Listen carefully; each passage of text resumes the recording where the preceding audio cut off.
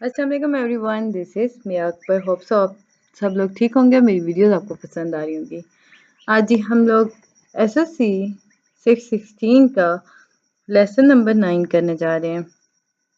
उम्मीद है कि आपको पिछले लेक्चर समझ आ चुके होंगे। तो चलिए अपनी वीडियो करते हैं स्टार्ट। लेसन 9 है आपके पास एम्पीरियलिज्म।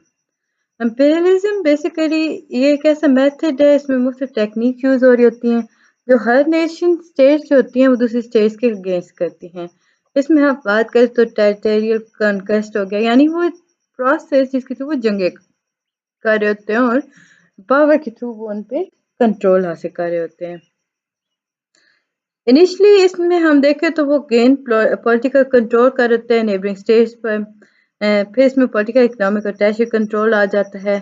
एम्पीरियलिज्म जो है ये एक ऐसा प्रोसेस है जो इंटीग्रेट करता है जी कॉन्सेप्ट ऑफ एम्पायर और इनकरेज करता है जी रूल ओवर जियोग्राफिक स्पेस और रेजिडेंट को। इसमें हम बहुत से प्रोसेस को लिंक करते हैं, इसमें ग्लोबलाइजेशन को फॉलो किया जाता है, ट्रेड माइग्रेशन कम्युनिकेशन आ गया। एम्पीरियलिज्म बेसिकली ये मोमेंटम को गेन इसका जो मोमेंटम था वो गेन हुआ था इन late 19th century.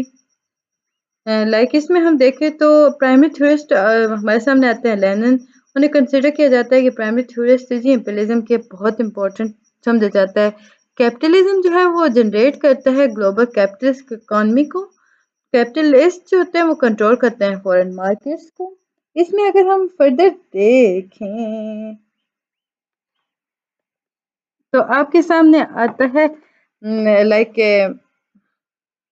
Capitalist consistently Hunt करते हैं न्यू मार्केट को।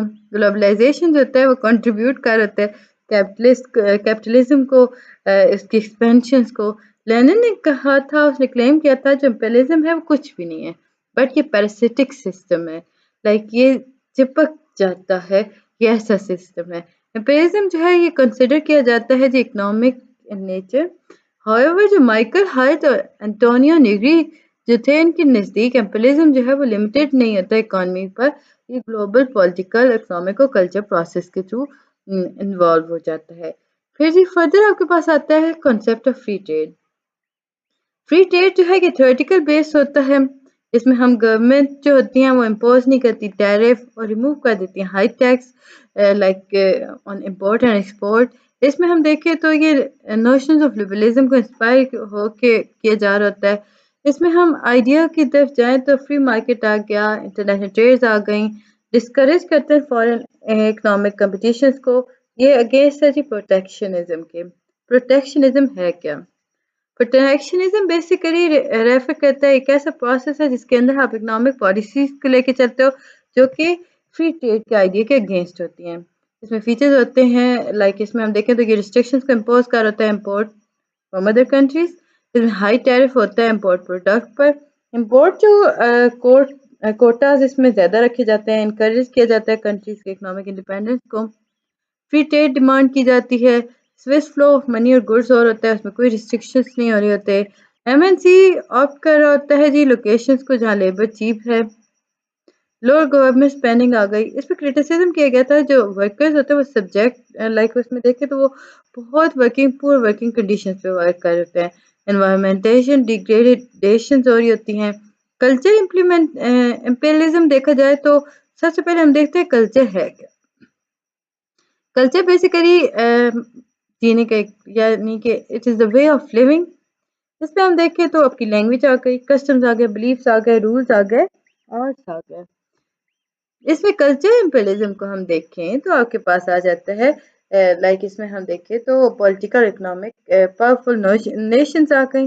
जनरल कल्चर वैल्यूज को हम डिटरमिन करते हैं हेगेमन्स के according.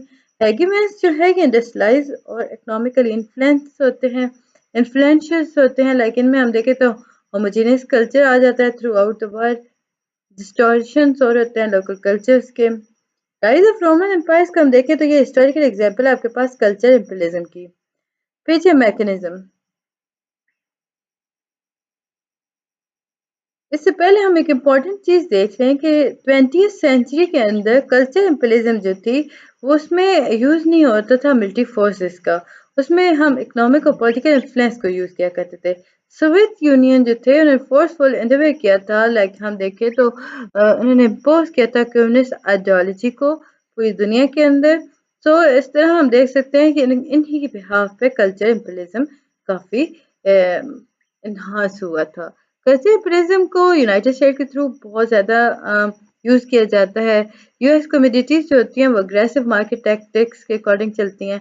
Americanisation, mass exploitation of American culture जो लाइक इसमें हम देखें तो आपके पास फिल्म्स आ गई, क्लोथिंग आ गई, फूड्स नॉलेज हो गया।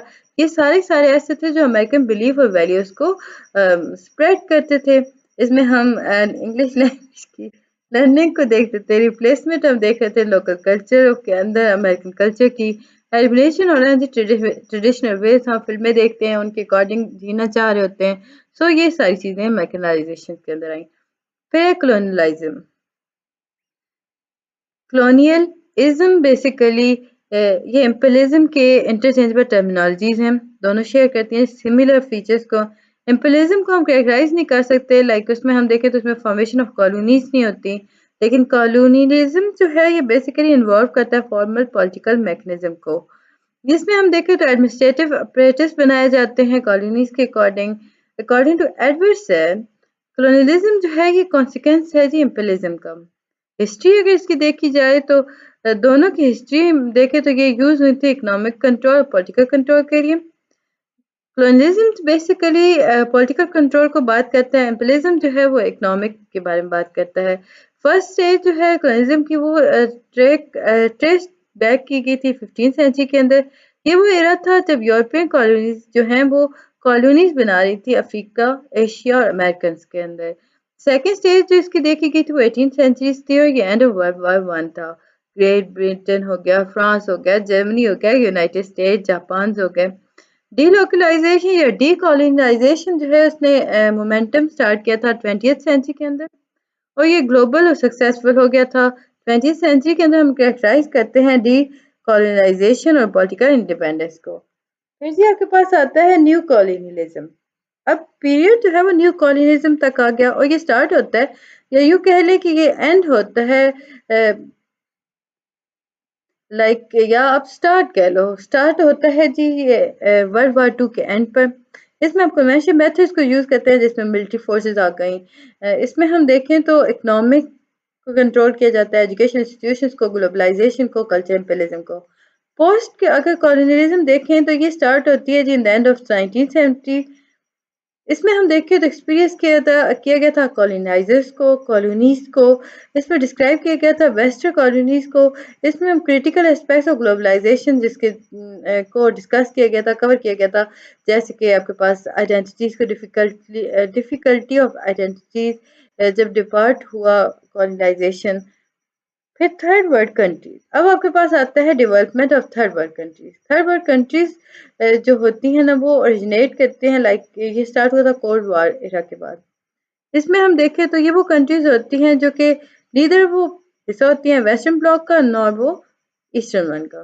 ये कॉन्टेम्प्रेरी वर्ल्ड पॉलिटिकल इसमें और होता है, थर्ड वर्ल्ड कंट्रीज इन्हें कहा जाता है, ये डेवलपिंग कंट्रीज होती हैं। फर्स्ट वर्ल्ड कंट्रीज जो होती हैं ये अगेंस्ट थी सोवियत यूनियन और अलाइन किया था यूनाइटेड स्टेट और नेटो के साथ। ये कैरेक्टराइज करती हैं जी पॉलिटिकल स्टेबिलिटी को, रूल ऑफ लॉ को, कैपिटलिस्ट इकोनॉमी को, हाई लेवल लिविंग स्टैंडर्ड्स को। सेकेंड वर्ल्ड कंट्रीज जो हैं वो कंप्राइज करती हैं जो कम्युनिस्ट ब्लॉक को, अलाइन कंट्रीज को।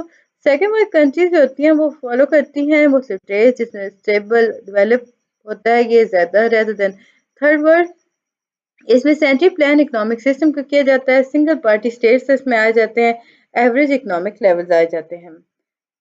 जीडीपी इसमें growth first second third world countries की अगर हम बात करें फीचर्स को कैटेगराइज कैसे करेंगे, क्योंकि देखा जाएगा जीडीपी ग्रोथ को, GDP per capita, employment growth को, अनएम्प्लॉयमेंट रेट को, प्रोडक्शन रेट को, सिचुएशन ऑफ लेबर मार्केट को और ह्यूमन डेवलपमेंट ऑफ इंडेक्स को, एजुकेशन और इंफ्रास्ट्रक्चर को इसमें देखा जाता है। फिर है जी कैपिटलिज्म। कैपिटलिज्म को अब रेफर करते हैं इकोनॉमिक स्टेट के अंदर, लाइक इसमें हम देखें तो प्रिवाइटाइजेशन हो रही होती है जिसका मतलब होता है कि प्रोडक्शन को मैक्सिमाइज किया जाता है। इसके मेजर फीचर्स क्या हैं? accumulation of wealth, competitive market, private ownership, surplus, wage labor। Karl Marx और लेबर पावर ने बताया था कि उसने बात की थी कैपिटलिस्ट मार्केट के अकॉर्डिंग कमोडिटी की, लेबर जो है वो सोल्ड होता है, इसमें ग्लोबल मार्केट को लाया जाता है। लेबर पावर के अंदर हम देखें तो इसमें आपके पास चीप प्राइसेस होती हैं जो कि एक्सप्लाइटेशन हो रही होती हैं लेबर्स की, लाइक लेबर्स को कम प्राइस से दिए जा रहे होते हैं। सोशलिज्म के अंदर हम देखें तो कार्ल मार्क्स ने बताया था जो सोशलिज्म है उसमें हम एक्सप्लेटिव सिस्टम से जान छुड़ा सकते हैं। उसने बताया था सोशलिज्म को कि ये इसमें सेम अमाउंट ऑफ लेबर्स जो होते हैं उन्हें सोसाइटी के अंदर मतलब उन्हें देखा जाता है, सोसाइटीज के अंदर लिया जाता है, देन उन्हें उनके पे किया जाता है। सरप्लस लेबर जो होते हैं इससे भी कार्ल मार्क्स ने यूज किया था, उसमें सप्लीमेंट्री लेबर्स को कहा गया था कि जो वर्कर्स होते हैं ना जो ज्यादा काम करते हैं उन्हें एक्स्ट्रा लेबर देनी चाहिए, सो सरप्लस में लाया गया था। इम्पैक्ट ऑफ ग्लोबलाइजेशन तो लेबर मार्केट के अंदर इंटीग्रेट हो रहा था, एक्सपेंशन हो रही थी कैपिटलिज्म की, स्प्रेड हो रहा था टेक्नोलॉजीज का, फैक्ट्रीज के अंदर इंक्रीज हो रही थी जॉब इनसिक्योरिटी, इसमें डिक्लाइन वेजेस आ गई थी। इसमें Americanization as a global process, globalization जो है अनदर नेम था आपके पास अमेरिकन हेगमनी और अमेरिकनाइजेशन की, आपके पास आ जाता है अमेरिकन। इसमें डोमिनेंस अमेरिकन कल्चर था, अमेरिकन कल्चर जो था वो डिस्टोर लोकल कल्चर कर रहा था। इमिग्रेंट के पास कोई चॉइस नहीं होती थी कि वो इंग्लिश लैंग्वेज ही को लर्न करेंगे, अमेरिकन बिजनेस प्रैक्टिस हुआ, डोमिनेंस अमेरिकन एंटरटेनमेंट इंडस्ट्रीज हुई, फास्ट फूड कल्चर आ गए, सो अमेरिका को यहाँ पे बहुत इनहांस कर दिया गया था। मैकडोनलाइजेशन, मैकडोनल्ड, अच्छा फास्ट फूड रेस्टोरेंट जो थे वो इंक्रीज हो रहे थे सिर्फ अमेरिका के अंदर नहीं लगे इसमें पूरी दुनिया में, और ये मैकडोनल्ड जो थे ग्लोबल सिंबल के तौर पे सामने आया, ग्लोबल आइडेंटिटी के तौर पे आया। ग्लोबलाइजेशन के अकॉर्डिंग हम देखें तो मैकडोनल्ड जो है ये बेसिकली डायरेक्टली लिंक करता है नोशन ऑफ ग्लोबलाइजेशन को, और इसमें हम फास्ट फूड रेस्टोरेंट के अकॉर्डिंग बात करें तो education, office, criminal justice system, hospital, travelling agencies, ये सारी चीज़ें भी अमेरिकनिज्म के साथ आई थी। फिर है जी एंटी अमेरिकनिज्म, अमेरिकनाइजेशन के अकॉर्डिंग एंटी अमेरिकनाइजेशन भी आपके पास आई थी, एक ग्लोबल प्रोसेस था। एंटी अमेरिकनाइजेशन जो थे वो रैपिडली अमेरिकनाइजेशन को स्प्रेड कर रहे थे, लाइक उसमें वो बात कर रहे थे, एंटी उसकी बातें हो रही थी, जर्नल क्रिटिसिज्म हो रहा था, और ये कामयाब भी रहा मुख्तलिफ कंट्रीज के अंदर। कल्चर ग्लोबलाइजेशन देखा जाए तो इसमें ट्रांसमिशन ऑफ आइडियाज आ गया, शेयर मीनिंग्स आ गए, सिमिलर ग्लोबल वैल्यूज आ गई, ग्लोबल सिंबल्स आ गए, लर्निंग अदर लैंग्वेज आ गई। कल्चर एसिमिलेशन, इसमें हम देखें तो मिनॉरिटी ग्रुप ऑफ सोसाइटी जो अडॉप्ट करता है प्रिविलेज वैल्यूज को, फॉर एग्जांपल अब लोग जो होते हैं दूसरे मुल्कों में जाते हैं, वहाँ पे उनका अबंडन होता है, लाइक उनका कल्चर वो अडॉप्ट करते हैं उन्हीं कंट्रीज के कल्चर्स को।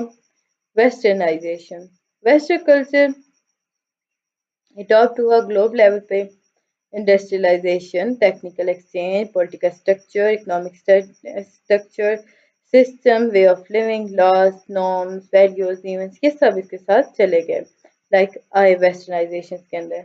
इसमें हम बात करें तो इसमें जो चीज़ अडॉप्ट नहीं हुई थी वो डोमिनेंट कल्चर्स के अकॉर्डिंग, वो education, job opportunity, political participation, health care और मैरिजेस।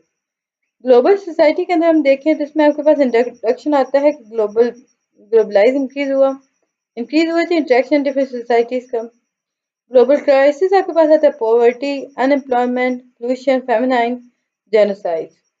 पॉलिटिकल क्राइसिस जो है वो कंसिडर किए जाते हैं इंटरनेशनल क्राइसिस के। उम्मीद है कि आपको ये चीज़ें समझ आ रही होंगी। काइंडली मेरे चैनल को लाइक और सब्सक्राइब कर दीजिएगा। वीडियो पसंद आती है कमेंट करें, नहीं समझ आ रहा तो मुझसे पता कर लें। तो ये थी जी आज की हमारी वीडियो, मिलते हैं नेक्स्ट वीडियो में, तब तक के लिए अल्लाह हाफ़िज़।